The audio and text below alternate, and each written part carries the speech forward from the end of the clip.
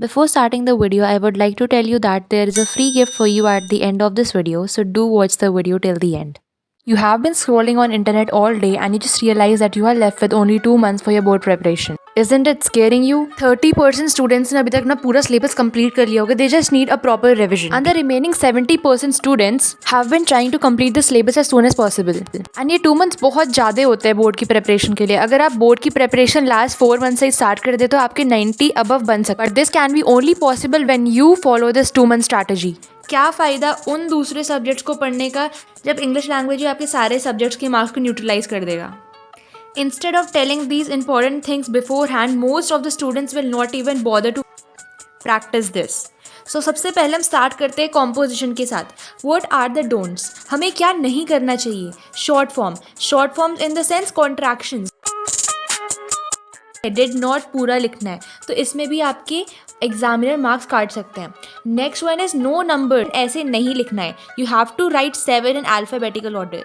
Then second, without paragraphs you will be negatively marked. That is 4 to 5 paragraphs होने चाहिए 450 words में, लेकिन आपके शायद से 250 वर्ड्स होते हैं 10 वर्ड्स में, तो आपके होने चाहिए 3 to 4 पैराग्राफ्स. ठीक है. अब next, compositions must be as appropriate in case of descriptive and narrative. आपने कभी देखा होगा जैसे आपने एक एस्से लिख रखा है, उसके साइड में आपके टीचर्स का कोई BI लिख देते हैं. बहुत सारे बच्चे इस BI को इग्नोर कर देते हैं जस्ट बिकॉज उनको राइटिंग या तो समझ में नहीं आती कि BI का क्या लिख रखा है, या फिर उनको ये नहीं पता चल पाता कि BI एग्जैक्टली होता क्या है. I is known as blatant इररेलेवेंस. तो इस BI का मतलब होता है something that is offensive and it should be as appropriate. That is why. मतलब ऐसा नहीं, एसेज में आपको एक्चुअली में अपने व्यूज़ ही देने पड़ते हैं, बट ऐसे व्यूज़ मत दे देना जो कंट्रोवर्सी क्रिएट कर दे या फिर ऑफेंसिव हो. And therefore these compositions must be as appropriate. Then let's come to if you are attempting descriptive type questions. अब देखो, पहले मैं वीडियोज़ में बोला करती थी कि डिस्क्रिप्टिव थोड़ा अटेम्प्ट करो मत, क्योंकि उसमें बहुत सारी चीज़ें तुम्हें डिस्क्राइब करनी पड़ती है. बट अगर आप इन पॉइंट्स को आपने अच्छे से समझ लिया तो आप डिस्क्रिप्टिव भी कर सकते हैं, आपको बहुत ज़्यादा नंबर मिल सकते हैं in case you follow these all rules. Make use of the senses. Sight, smell, feel, touch, hear, ये सारी आपको चीज़ें बतानी है. केस आपको ये पॉइंट्स याद बिल्कुल नहीं रहते हैं, so what you can do is to write these all points in a separate column. छोटा छोटा लिख देना and then follow these all points. 2.5 marks deducted for not stating a specific point. तो समझ गए आप, अगर आपने इसमें से एक भी पॉइंट छोड़ दिया तो आपके सीधे 2.5 मार्क्स कट जाते हैं बिना पता चले. ये आपको हर टीचर बताएगा नहीं, बट एक्चुअली में ऐसा होता है. Use proper adjectives and avoid repetition. Weather was very nice, the food was very nice, the car was very nice. बार बार वेरी नाइस यूज़ कर रहे हो. वेरी नाइस की जगह कुछ और भी यूज़ करा जा सकता है. आपने वो सारी की सारी चीज़ें लिखी है जो एस्से में पूछी गई है, एंड दूसरे 10 मार्क्स आपको इसलिए मिलते हैं आपकी पंक्चुएशन के लिए, पैराग्राफ्स में आपने बनाए हैं, या फिर वोकैबुलरी आपकी कैसी है.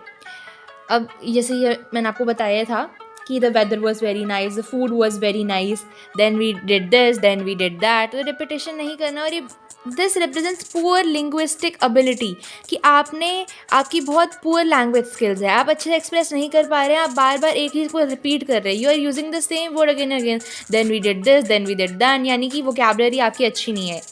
ट्रांसफॉर्मेशन ऑफ सेंटेंसेस यूज़ करके भी बहुत ज़्यादा नंबर मिल सकते हैं. पूछो कैसे? एस्से का एग्जैक्टली पर्पस क्या होता है? आपकी ग्रामर स्किल्स को टेस्ट करना. अब ग्रामर का मतलब तो यही हो गया ना, आप अच्छे ट्रांसफॉर्मेशन ऑफ सेंटेंसेस यूज़ करो, अच्छे प्रपोजिशंस यूज़ करो. तो ट्रांसफॉर्मेशन ऑफ सेंटेंसेस यूज़ करके भी आप एग्जामिनर बहुत इंप्रेस हो जाते हैं. So nevertheless, as soon as, no sooner, ये इन सबको यूज़ करना. ठीक है.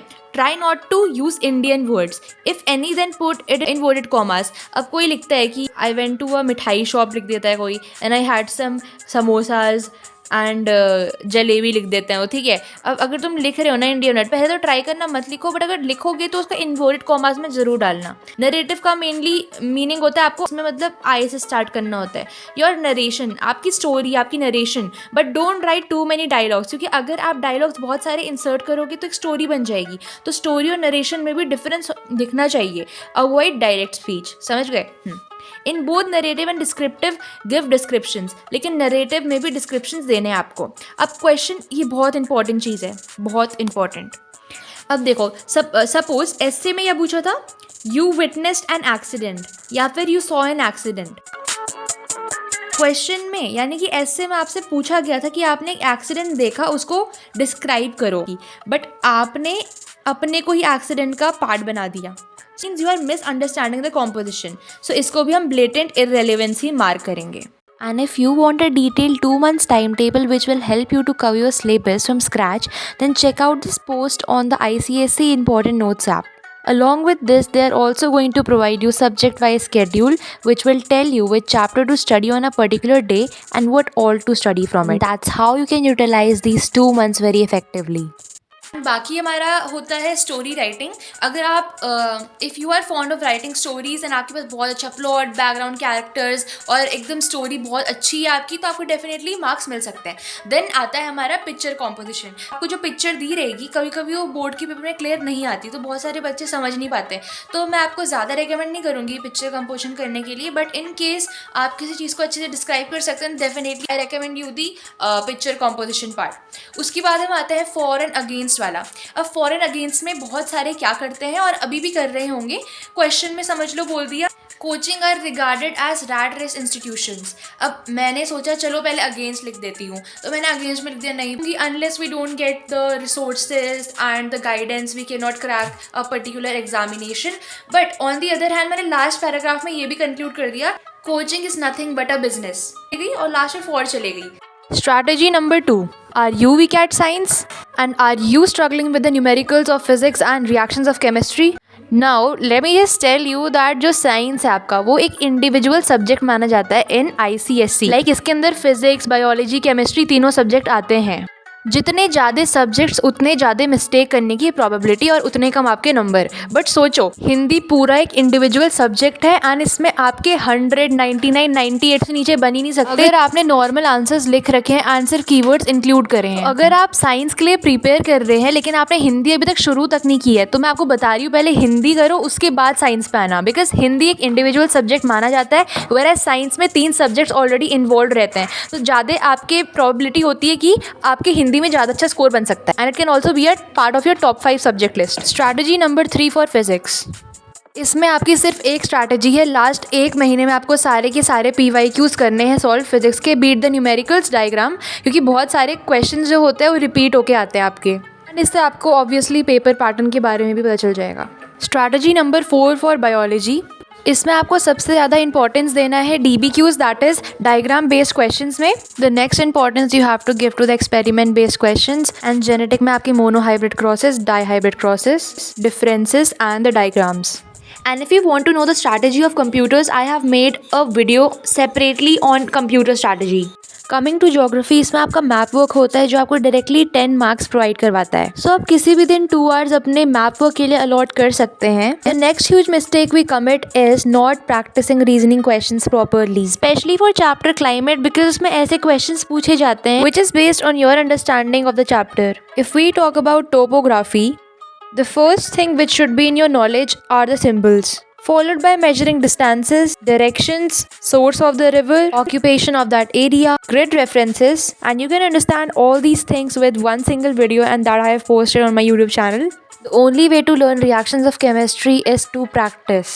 Give your number 1 preference to organic chemistry. मैं ये नहीं कहूँगी कि ये ज़्यादा important है, बट इसमें काफ़ी ज़्यादा टॉपिक्स है जो आपको समझने पड़ेंगे in order to write the nomenclature as well as the structures. Then give some importance to the named reaction like Oswald's process, Haber's process. मतलब लास्ट के जो 4 चैप्टर्स हैं उनमें बहुत सारी नेम्ड रिएक्शंस है, तो आप उसको प्रैक्टिस कर सकते हैं। एंड आपको हर एक चैप्टर के बाद जो क्वेश्चंस का बैंक मिलता है उसमें आपको एयर क्वेश्चंस भी दिए रहते हैं, कोई उसको प्रैक्टिस जरूर करके जाना। बाकी ये जो टेबल है इसमें से रिएक्शंस तो पक्का आती है बोर्ड में। एंड पेज नंबर 192 एंड 193 को अच्छे से करके चले जाना, बिकॉज इसमें से भी पक्का रिएक्शंस आती है। एंड आपकी ammonia with excess chlorine, ammonia का ऑक्सीडेशन, ये सारी रिएक्शंस भी करके जाना।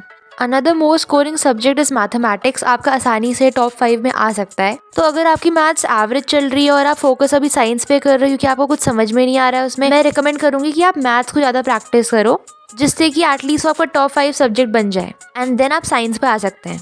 If you want to find the best questions for practice, then you should definitely go for 10 years, क्योंकि उसमें ऐसे questions हैं जिनका पैटर्न सेम होगा इस बार भी। मेरी मैथ्स पहले से ही कुछ ज़्यादा खास नहीं थी, प्री बोर्ड्स में मेरे बहुत गंदे नंबर आते थे मैथ्स में, लेकिन मैंने लास्ट 1 मंथ सिर्फ PYQ सॉल्व करे एंड ट्रस्ट मी वो इतने हेल्पफुल रहे हैं कि बायोलॉजी चूज करने के बावजूद भी मैंने वो PYQs की बुक अभी तक रद्दी वाले को नहीं दी है। So dedicate your last month to practising previous year questions. Question same नहीं हो सकते बट उनका पैटर्न जरूर सेम होता है, लाइक डिजिट्स डिफरेंट हो सकते हैं, बाकी सब कुछ सेम आता है बोर्ड में। बाकी हिस्ट्री में आपको ज़्यादा कुछ बताना नहीं चाहूँगी, उसमें आपको dates, events, qualifications, name of the founders, different movements that took place. Just study is all what you have to learn. And the last but the most significant tip: rectify your mistakes which you did in your pre-board, cyclics, unit test, etc. And this year the physics MCQs are going to be like really twisted, due to which it will be difficult to score in section A. But don't worry, I have a free ebook which is the Physics Score Booster MCQs. This ebook consists of important MCQs for every chapter, as you can see on the screen. So to get this ebook, first download the app from the link in the description and sign up. As you can see on the screen, you first have to click on add to cart, then you have to go in the cart and then click on pay. This ebook will be added in the library section and you can click on read. And trust me, the Physics Score Booster MCQs ebook was a lifesaver for the previous batch, as 90% of the MCQs were asked from over here, so get it as soon as possible.